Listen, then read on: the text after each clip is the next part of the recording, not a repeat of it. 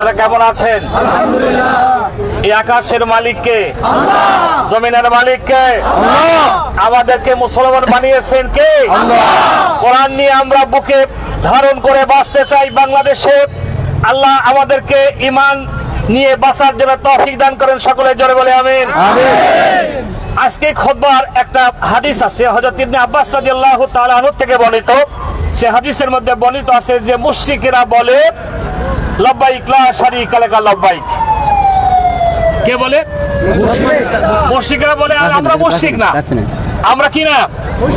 আমরা মুশরিক না। মুশরিকরা বলে আমরা মুশরিক না।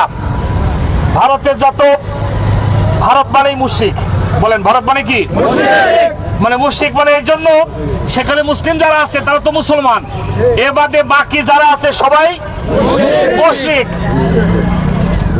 প্রত্যেকটি মুশরিক অপবিত্র। কুল্লু মুশরিকুন নাজাসুন, ইন্নামাল মুশরিকুনা নাজাসুন। প্রত্যেকটি মুসলমান অপবিত্র। অতএব মুশরিক অপবিত্র, তাদের জবান থেকে যে কথাগুলো বের হবে সেগুলো ভালো কথা বের হওয়ার নয়। ওরা আমাদের নবীকে, আমাদের ইসলামকে, আমাদের আল্লাহকে গালি দিয়েছে। ওরা আমাদের আল্লাহকে গালি দেয় নাই, আমার নবীকে গালি দেয় নাই, আমার ইসলামকে গালি দেয় নাই, কটূক্তি করে নাই।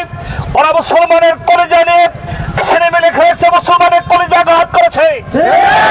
অতএব আমরা যারা মুসলমান, আমরা কেউ ঘরে বসে থাকতে পারি না। আমাদের দায়িত্ব এবং কর্তব্য ঈমানের তাগিদে অবশ্যই যারা আমাদের ইসলামকে নিয়ে, আমাদের আল্লাহকে নিয়ে, আমার নবীকে নিয়ে কটূক্তি করেছে তাদের বিরুদ্ধে প্রতিবাদ প্রতিরোধ গড়ে তুলতেই হবে। আল্লামা সাঈদী সাহেব বলেছেন ভারত একদিন খান খান হবে।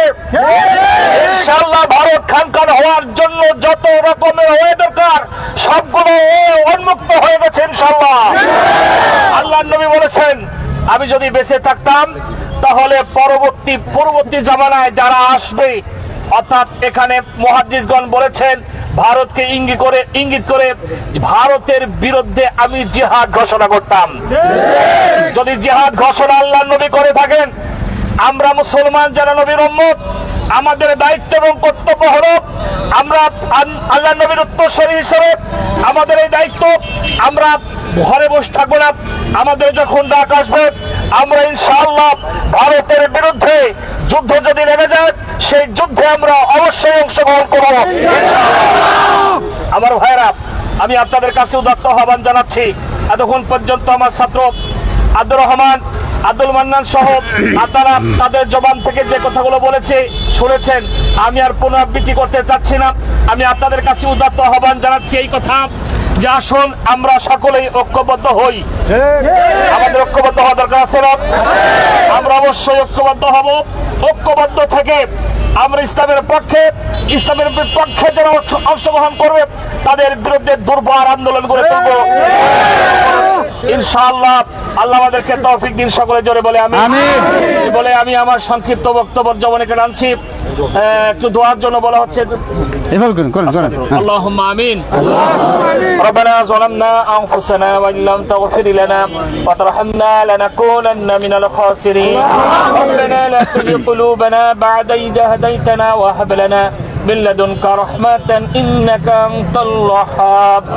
আল্লাহ তাআলা ভারত, আয় আল্লাহ আমাদের এই বাংলাদেশ এবং মুসলিম বিশ্বকে নিয়ে, আমাদের নবীকে নিয়ে, ইসলামকে নিয়ে, আল্লাহকে নিয়ে যে কটূক্তি করেছে আল্লাহ তোমার দরবারে ফরিয়াদ জানিয়ে আমরা প্রতিবাদ করছি। আমাদের এই প্রতিবাদ আল্লাহ তুমি আর সাজবে কবুল করে নাও। আল্লাহ ভারতকে ভেঙ্গে খান খান করে দাও। আল্লাহ ভারতকে ভেঙ্গে খান খান করে দাও।